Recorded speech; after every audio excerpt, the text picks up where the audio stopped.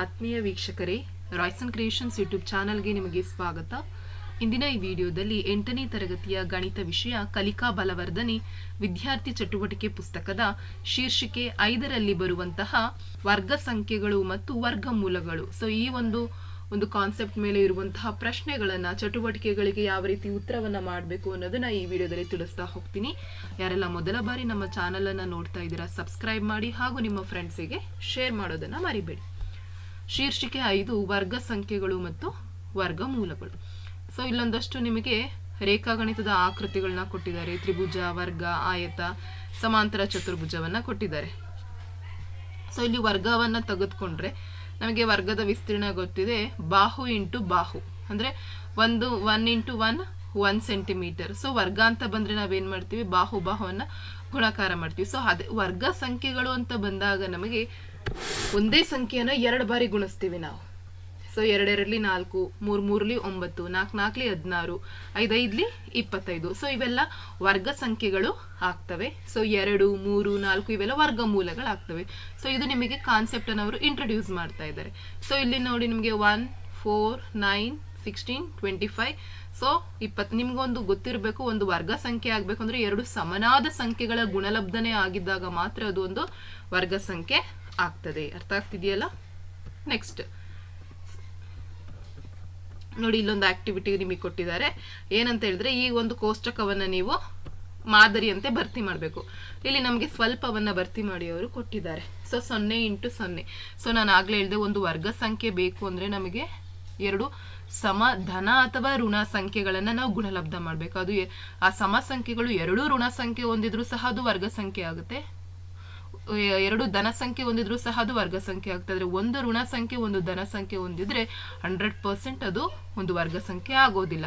So ಇಲ್ಲಿ ನೋಡಿ, 0 ಗುಣಿಸು 0 0 ಸ್ಕ್ವೇರ್ 0, 1 ಗುಣಿಸು 1 1 square 1, -1 -1 into -1 -1 whole square 1.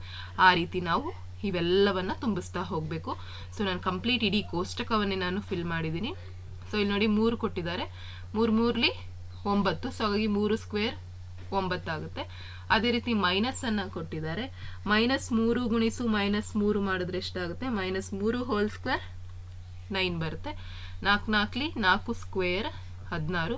So ಈ ರೀತಿ ನಾವು 25 5 5 25, 6ರ ವರ್ಗಮೂಲ 6ರ ವರ್ಗ ಸಂಖ್ಯೆ 36, 7 49 64. ಈ ರೀತಿ ಕಂಪ್ಲೀಟ್ ಆಗಿ ನೀವು ಈ ಟೇಬಲ್ ಅನ್ನ ಫಿಲ್ ಮಾಡಬೇಕು. ಸೊ ನಾನು ಕಂಪ್ಲೀಟ್ ಆಗಿ ನೋಡಿ ಇಲ್ಲಿ ಟೇಬಲ್ ಅನ್ನ ಕೊಟ್ಟಿದ್ದೀನಿ. 12 12 144, -12 ಇಂಟು -12 ಸಹ 144 ಆಗುತ್ತೆ. ಅಂದ್ರೆ 2 ಋಣ ಸಂಖ್ಯೆ ಹೊಂದಿರಬೇಕು ಅಥವಾ 2 ಧನ ಸಂಖ್ಯೆ ಹೊಂದಿರಬೇಕು. ಆಗ ಮಾತ್ರ ಅದು ಸಂಪೂರ್ಣವಾಗಿ ಒಂದು ಪೂರ್ಣ ವರ್ಗ ಸಂಖ್ಯೆ ಆಗ್ಲಿಕ್ಕೆ ಸಾಧ್ಯ ಆಗುತ್ತೆ. ಸೊ ಇಲ್ಲಿ 16ರ ವರ್ಗ ಕೊಟ್ಟಿದ್ದಾರೆ. ಸೊ ವಿಡಿಯೋ ಪಾಸ್ ಮಾಡಿಕೊಂಡು ನೀವು ಎಲ್ಲಾ ಸಂಖ್ಯೆಗಳ ವರ್ಗ ಸಂಖ್ಯೆಗಳನ್ನ ಬರ್ಕೋಬಹುದು. ಮೇಲಿನ ಕೋಷ್ಟಕದಲ್ಲಿರುವ ವರ್ಗ ಸಂಖ್ಯೆಗಳನ್ನ ಅಭ್ಯಸಿಸಿ. ಈ ವರ್ಗ ಸಂಖ್ಯೆಗಳಲ್ಲಿ ಬಿಡಿ ಸ್ಥಾನದಲ್ಲಿರುವ ಅಂಕಿಗಳನ್ನ ಪಟ್ಟಿ ಮಾಡಿ. ಹಾಗಾದರೆ ಒಂದು ವರ್ಗ ಸಂಖ್ಯೆಯ ಬಿಡಿ ಸ್ಥಾನದಲ್ಲಿ ಇಲ್ಲದಿರುವ ಅಂಕಿಗಳು ಯಾವ್ಯಾವು? ಸೊ ನೀವಿಲ್ಲಿ ಎಲ್ಲಾ ವರ್ಗ ಸಂಖ್ಯೆಗಳನ್ನ ನೀವು ಗಮನವಿಟ್ಟು ನೋಡ್ಬೇಕು.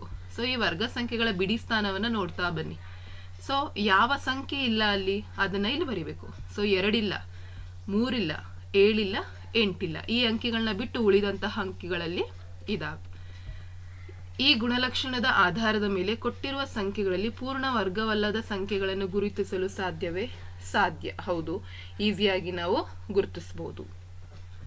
ಕೆಳಗಿನ ಸಂಖ್ಯೆಗಳ ವರ್ಗಗಳಲ್ಲಿ ಬಿಡಿ ಸ್ಥಾನದಲ್ಲಿರುವ ಅಂಕಿಗಳು ಯಾವ್ಯಾವು? ಸೊ ಇಲ್ಲಿ ನೋಡಿ, ಬಿಡಿ ಸ್ಥಾನದಲ್ಲಿ ಏನೆಲ್ಲ ಅಂಕಿ ಕೊಟ್ಟಿದ್ದಾರೆ? 2 5 6 1 9 3 4 0 7 8 1. ಸೊ ಅರ್ಥ ಆಯ್ತಾ? ಸೊ ಇಲ್ಲಿ ನೋಡಿ, ನಿಮಗೆ ಇದು ಈಸಿ. ನಿಮಗೆ ನೋಡಿ, ವರ್ಗ ಸಂಖ್ಯೆಗಳಿಗೆ ಸಂಬಂಧಿಸಿದಂತ ಕೆಲವು ಸ್ವಾರಸ್ಯಗಳು ಏನಪ್ಪಾ ಅಂತ ಹೇಳಿದ್ರೆ, 1 0 ಹೊಂದಿದ್ರೆ ಅದರ ವರ್ಗ ಸಂಖ್ಯೆಗೆ ಬಂದಾಗ ಅಲ್ಲಿ 2 0 ಇರ್ತವೆ. 2 ಈಗ 20 ಸ್ಕ್ವೇರ್ ಅಂತ ಬಂದ್ರೆ 2 ನೋಡಿ, 1 0 ಇದ್ರಲ್ಲಿ 2 0 ಆಗ್ತವೆ. ಅದೇ ನಿಮಗೆ ಇಲ್ಲಿ ನೋಡಿ, ಇಲ್ಲಿ ನಾವೇ ಮಾಡಿದ್ವಿ 20 ಸ್ಕ್ವೇರ್ ಅಂದ್ರೆ 400 ಆಯ್ತು. ಇಲ್ಲಿ ನೋಡಿ 3 0ಗಳಿದ್ದಾವೆ. ಸೊ ಅಲ್ಲಿ ಬರ್ಬೇಕಾದ್ರೆ ಏನಾಗುತ್ತೆ, 6 0 ಆಗುತ್ತೆ. ನಿಮ್ಗೆ ಅಯ್ಯೋ 7000 ವರ್ಗಮೂಲ ಕಂಡುಹಿಡಿಯೋದು ಹೆಂಗೆ ಅಂತೇಳಿ ಇದು ಮಾಡೋ ಅವಶ್ಯಕತೆ ಇಲ್ಲ. ಸೊ ನೀವು 7 7 49 ಅಷ್ಟು ಗೊತ್ತಿದ್ರೆ ಇಲ್ಲಿ ಎಷ್ಟು ಸಂಖ್ಯೆಗಳಿರ್ತವೋ ವರ್ಗ ಸಂಖ್ಯೆಯಲ್ಲಿ, ಆದ್ರೆ ಡಬಲ್ 3 ಇದ್ರೆ 6 ಆಗುತ್ತೆ, 6 ಇದ್ರೆ 12 ಆಗುತ್ತೆ, 4 ಇದ್ರೆ 8 ಆಗುತ್ತೆ. ಸೊ ಹಾಗಾಗಿ ನೋಡಿ ಇಷ್ಟರದ್ದು ಕೊಟ್ಟಿದ್ದು 400ರ ವರ್ಗ ಸಂಖ್ಯೆ 1,60,000. 8,000ದ ವರ್ಗ ಸಂಖ್ಯೆ ಎಷ್ಟಾಗುತ್ತೆ ನೋಡಿ 6,40,00,000. ಸೊ ವೆರಿ ಈಸಿ, ನಿಮಗೆ ದೊಡ್ಡದು ಅನ್ಸುತ್ತೆ, ಆದರೆ ಟ್ರಿಕ್ಸ್ ಅನ್ನು ಅರ್ಥ ಮಾಡ್ಕೊಳ್ಳಿ. 1 0 ಇದ್ರೆ 2 0 ಆಗುತ್ತೆ, 2 0 ಇದ್ರೆ 4 0, 3 0 ಇದ್ರೆ 6 0. ಓಕೆನಾ? ಸೊ ಒಂದು ಸಂಖ್ಯೆಯ 4 ಸೊನ್ನೆಗಳನ್ನು ಹೊಂದಿದ್ರೆ 8 ಸಂಖ್ಯೆಗಳನ್ನು ಹೊಂದಿರ್ತದೆ.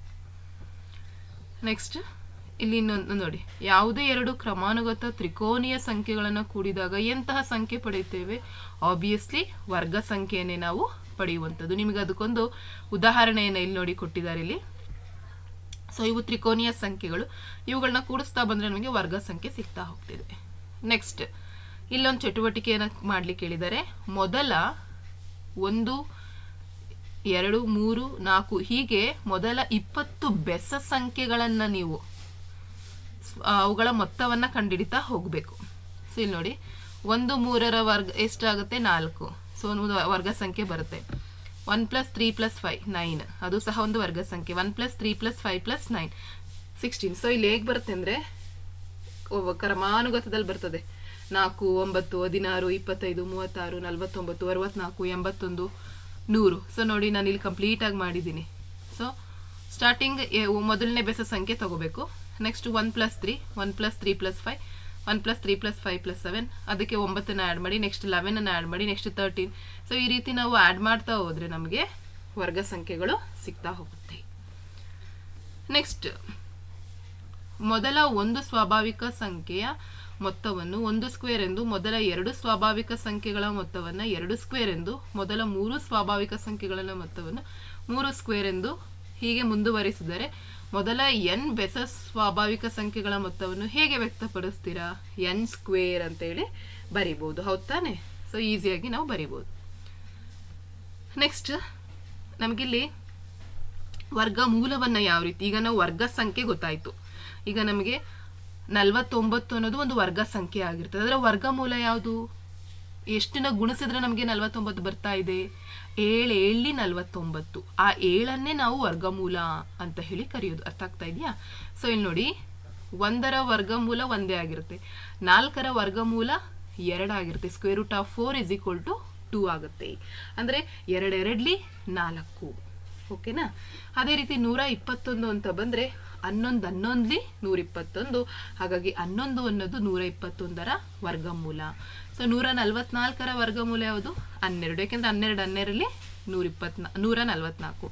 ಸೊ ಅದೇ ರೀತಿ √9 ಅಂದರೆ 9ರ ವರ್ಗಮೂಲ 3, 16ರ ವರ್ಗಮೂಲ 4, 25ರ ವರ್ಗಮೂಲ 5. ಈ ರೀತಿ ಎಲ್ಲದರ ವರ್ಗಮೂಲವನ್ನು ನೀವು ಕಂಡುಹಿಡಿತಾ ಹೋಗಬೇಕು. ಸೊ ಅಲ್ಲಿವರೆಗೂ 400 ವರ್ಗ ಕೊಟ್ಟಿದ್ದಾರೆ ಅಂದರೆ 20ರ ವರ್ಗಮೂಲವರೆಗೂ ನಾವು ಕಂಡುಹಿಡಿಬೇಕು. ಸೊ ನಾನು ಆಲ್ರೆಡಿ ಕೊಟ್ಟಿದ್ದೀನಿ, ನೀವು ಅದನ್ನು ಬರ್ಕೊಳ್ಳಿ. ನೆಕ್ಸ್ಟ್ ನಾವಿಲ್ಲಿ ಅವಿಭಾಜ್ಯ, ಅಪವರ್ತನ ಮತ್ತು ಭಾಗಾಕಾರ ವಿಧಾನದಿಂದ ವರ್ಗಮೂಲವನ್ನು ಕಂಡುಹಿಡಿಬೇಕು. ಒಂದು ಮಾದರಿ ಲೆಕ್ಕವನ್ನು ಕೊಟ್ಟಿದ್ದಾರೆ, ಅದೇ ರೀತಿ ಉಳಿದಂಥವನ್ನು ಕಂಡುಹಿಡಿಬೇಕು. ನೆಕ್ಸ್ಟ್ 729 ಎರಡು ವಿಧಾನದಲ್ಲೂ ಕಂಡುಹಿಡಬೇಕು. ಮೊದಲು ಅವಿಭಾಜ್ಯ ಅಪವರ್ತನ. ಸೊ ನಮ್ಗೆ ಆಲ್ರೆಡಿ ಕಲ್ತಿದ್ದೀವಿ ಅವಿಭಾಜ್ಯ ಅಪವರ್ತನ. 720 ನಾವು ಈ ಲಸಹವನ್ನು ಮಾಡ್ತೀವಲ್ಲ ಆ ರೀತಿ ಮಾಡ್ತಾ ಹೋಗೋಣ. 3 243 381 327 3 9 3 3. ಸೊ ಎಲ್ಲನ ಬರ್ಕೊಳ್ಳೋಣ. 3 × 3 × 3 C 3 square 3 square 3 square. So ಅಲ್ಲಿಗೆ ಏನಾಗುತ್ತೆ ನಮಗೆ 27 ಬರುತ್ತೆ. ಅದೇ ರೀತಿ ಇಲ್ಲಿ ನೋಡಿ ಭಾಗಾಕಾರ ವಿಧಾನದಿಂದ ಮಾಡೋಣ. 2 2 4. ಸೊ 2 ಕೂಡ್ ಮಾಡೋಣ 4 ಆಗುತ್ತೆ. 7ನ ತಗೊಂಡ್ರೆ 7 7 49 4 ಉಳಿಯುತ್ತೆ. ಸೊ 32 ಆಗುತ್ತೆ. So answer 27. ಸೊ ಹಾಗಾಗಿ ಎರಡೂ ವಿಧಾನದಲ್ಲೂ ಆನ್ಸರ್ ಒಂದೇ ಬರುತ್ತೆ, ಆದರೆ ವಿಧಾನಗಳು ಬೇರೆ ಆಗಿರುತ್ತೆ. ನೆಕ್ಸ್ಟ್ ಇಲ್ಲಿ ನೋಡಿ 1024. ಸೊ ಈ 1024 ಸಹ ಸೇಮ್ ಇದೇ ರೀತಿ ನಾವು ಅವಿಭಾಜ್ಯ ಅಪವರ್ತನದ ಮೂಲಕ ಲಸಹವನ್ನು ಕಂಡುಹಿಡಿತಿರಲ್ಲ ಆ ರೀತಿ ಕಂಡುಹಿಡಿದು ಸೊ ಮಾಡಿ. ಅದೇ ರೀತಿ ಇಲ್ಲಿ ಭಾಗಾಕಾರ ವಿಧಾನಕ್ಕೆ ಬಂದಾಗ ನಾವು 3 3 9 ಆಗುತ್ತೆ. ಸೊ ಇದಕ್ಕೆ 3 ಆ್ಯಡ್ ಮಾಡಿದರೆ 6 ಆಗುತ್ತೆ. ಸೊ 2ರ ಗುಣಿಸಿದ್ರೆ 124 ಬರುತ್ತೆ. ಸೊ ಹಾಗಾಗಿ 32. ಸೊ ಅದೇ ರೀತಿ ಈ ಲೆಕ್ಕವನ್ನು ಸಹ ನೀವು ಮಾಡಿ. ಸೊ ಈಸಿ ಇದೆ ಮಕ್ಕಳು, ನೀವು ಅರ್ಥ ಮಾಡ್ಕೋಬೇಕಷ್ಟೇ. ಸೊ ಇದಕ್ಕೆ ಆನ್ಸರ್ ನೋಡಿ ಹಾಕಿದ್ದೀನಿ. ಯಾಕೆಂದರೆ ಅವ್ರು ಕೇಳಿರೋದು ಒಂದು ಶಾಲೆಯಲ್ಲಿ 2500 ವಿದ್ಯಾರ್ಥಿಗಳಿದ್ದಾರೆ. ಆ ವಿದ್ಯಾರ್ಥಿಗಳನ್ನು ಅಡ್ಡಸಾಲು ಮತ್ತು ಕಂಬಸಾಲುಗಳಲ್ಲಿ ನಿಲ್ಲಿಸಲು ದೈಹಿಕ ಶಿಕ್ಷಕರು ಬಯಸಿದ್ದಾರೆ. ಅಡ್ಡಸಾಲು ಕಂಬಸಾಲುಗಳ ಸಂಖ್ಯೆ ಸಮವಾಗಿರುವಂತೆ ನಿಲ್ಲಿಸಬೇಕಾದ್ರೆ ಅಡ್ಡಸಾಲು ಸಂಖ್ಯೆ ಕಂಡುಹಿಡಿರಿ. ಸೊ ಅದರ ವರ್ಗಮೂಲ ಕಂಡಿಡಿದ್ರೆ 50. 50 ಗುಣಿಸು 50, 50 ಅಡ್ಡ ಸಾಲು, 50 ಕಂಬ ಸಾಲು ಮಾಡಿದ್ರೆ ವಿಲ್ ಗೆಟ್ 2500. ನಾನೇನು ಕಲಿತೆ? 1 ಮತ್ತು 25ರವರೆಗಿನ ವರ್ಗ ಸಂಖ್ಯೆಯನ್ನು ಬರೆಯುವ. ಹೌದು. 8ರ ವರ್ಗವನ್ನು ಬರೀರಿ ಅಂತ ಕೇಳಿದರೆ 64. 12ರ ವರ್ಗ 144. ನೆಕ್ಸ್ಟ್ ವರ್ಗ ಸಂಖ್ಯೆಯ ವಿವಿಧ ವಿನ್ಯಾಸಗಳಲ್ಲಿ ಬರೀಲಿಕ್ಕೆ ಕೇಳಿದರೆ ವರ್ಗ ಸಂಖ್ಯೆಯನ್ನು ಕಂಡುಹಿಡಬೇಕು. 2000ದ ಸ್ಕ್ವೇರ್ ಅಂದರೆ ನಾನು ಆಗಲೇ ಹೇಳಿದೆ 3 0 ಇದ್ರೆ 6 0. ಸೊ ಅಲ್ಲಿಗೆ 2ರಲ್ಲಿ 4 ಬರುತ್ತೆ. ಇಲ್ಲಿ 4 0 ಕೊಟ್ಟಿದ್ದಾರೆ, ಹಾಗಾಗಿ ಆನ್ಸರಲ್ಲಿ 8 0 ಬರ್ತದೆ. 6 36. ನೆಕ್ಸ್ಟ್ ನಿಮಗೆ ವರ್ಗ ಅಪವರ್ತನ ವಿಧಾನದಿಂದ ಮತ್ತು ಭಾಗಾಕಾರ ವಿಧಾನದಿಂದ ಕಂಡುಹಿಡಲಿಕ್ಕೆ ಕೇಳಿದ್ದಾರೆ. ಸೊ ನಾನಿಲ್ಲಿ ಎರಡೂ ವಿಧಾನಕ್ಕೆ ಪ್ರತಿಯೊಂದು ಲೆಕ್ಕನೂ ಮಾಡಿದ್ದೀನಿ. 256ನ್ನು ಅಪವರ್ತನ ವಿಧಾನದಿಂದಲೂ ಮಾಡಿದ್ದೀನಿ, 16 ಬಂದಿದೆ. ಭಾಗಾಕಾರ ವಿಧಾನದಿಂದಲೂ ಸಹ 16 ಇದೆ. ಅದೇ ರೀತಿ 484ನ್ನು ನಾನು ಎರಡೂ ವಿಧಾನದಲ್ಲೂ ಮಾಡಿದ್ದೀನಿ, 22 ಆನ್ಸರ್ ಬಂದಿದೆ. ನೆಕ್ಸ್ಟ್ ಮೊದಲ 15 ಬೆಸ ಸ್ವಾಭಾವಿಕ ಸಂಖ್ಯೆಗಳ ಮೊತ್ತವನ್ನು ಸಂಕಲನ ಮಾಡದೆ ಕಂಡುಹಿಡಿಯಿರಿ. ಸೊ ಸಂಕಲನ ಮಾಡೋದೇ ವೆರಿ ಈಸಿ. ನಾನು ಆಲ್ರೆಡಿ ನಿಮಗೆ ಚಟುವಟಿಕೆಯಲ್ಲಿ ಬಂದಿದ್ದು n ಸ್ಕ್ವೇರ್. ಸೊ 4 9 16 25 36 49 64 ಎಕ್ಸೆಟ್ರಾ ಬರ್ಕೊಳ್ತಾ ಹೋಗ್ಬೋದು. ನೆಕ್ಸ್ಟ್ 5ನೇ ಪ್ರಶ್ನೆ. 3200 ಚದರ ಮೀಟರ್ ವಿಸ್ತೀರ್ಣವಿರುವ ಆಯತಾಕಾರದ ಆಟದ ಮೈದಾನದ ಉದ್ದವು ಅದರ ಅಗಲದ 2ರಷ್ಟಿದೆ. ಆ ಮೈದಾನದ ಸುತ್ತಳತೆ ಕಂಡುಹಿಡಿಯಿರಿ. ಸೊ ನಮಗೆ ಲೆಂತ್ ಅವ್ರು ಹೇಳಿ, ಇದು ಬ್ರೆಡ್ತ್ ಗೊತ್ತಿಲ್ಲ, ಎಕ್ಸ್ ತಗೊಂಡಿದ್ದೀನಿ. Length twice of breadth 2x ಆಗುತ್ತೆ. ಹಾಗಾಗಿ ಏರಿಯಾ ಕಂಡುಹಿಡಲಿಕ್ಕೆ ಸೂತ್ರ L × B. So 3200 area. So 2x × x ಮಾಡಿದರೆ 2x ಸ್ಕ್ವೇರ್ ಆಗುತ್ತೆ. ಸೊ ಹಾಗಾಗಿ x square = 3200 divided by 2. 2 1 2 16. So ಅಲ್ಲಿಗೆ 1600 ಆಗುತ್ತೆ. ಸೊ ಎಕ್ಸನ್ನು ತಗೊಂಡ್ರೆ ಸ್ಕ್ವೇರ್ ರೂಟ್ ಆಫ್ 1600. ಸೊ ಅಲ್ಲಿಗೆ x = 40 ಮೀಟರ್ ಆಯಿತು. ಸೊ ಎಕ್ಸ್ ಗೊತ್ತಾಯಿತು ಅಂದರೆ ಎಲ್ಲು ಮತ್ತು ಬಿ ಅನ್ನು ಕಂಡುಹಿಡ್ಕೊಳ್ಳೋಣ. ಸೊ ಅಲ್ಲಿಗೆ ಎಲ್ಲಿ 80 ಆಗುತ್ತೆ, ಬ್ರೆಡ್ತ್ 40 ಆಗುತ್ತೆ. ಅವ್ರು ಕೇಳಿರೋದು ಸುತ್ತಳತೆ. ಸುತ್ತಳತೆಗೆ ಸೂತ್ರ 2 of L + B. So 2 of 80 + 40 ಮಾಡಿದ್ರೆ 120 × 2 ಮಾಡಿದ್ರೆ 240 ಮೀಟರ್. ಸೊ ಇದಿಷ್ಟು ಅರ್ಥ ಆಗಿದೆ ಅಂತ ಅಂದ್ಕೊಂಡು ಈ ವಿಡಿಯೋನ ಇಲ್ಲಿಗೆ ಎಂಡ್ ಮಾಡ್ತಾ ಇದ್ದೀನಿ. ಮುಂದಿನ ವಿಡಿಯೋದಲ್ಲಿ ನಾನು 6ನೇ ಶೀರ್ಷಿಕೆಯನ್ನು ನಾನು ನಿಮ್ಮ ಜೊತೆ ಎಕ್ಸ್ಪ್ಲೈನ್ ಮಾಡ್ತಾ ಹೋಗ್ತೀನಿ.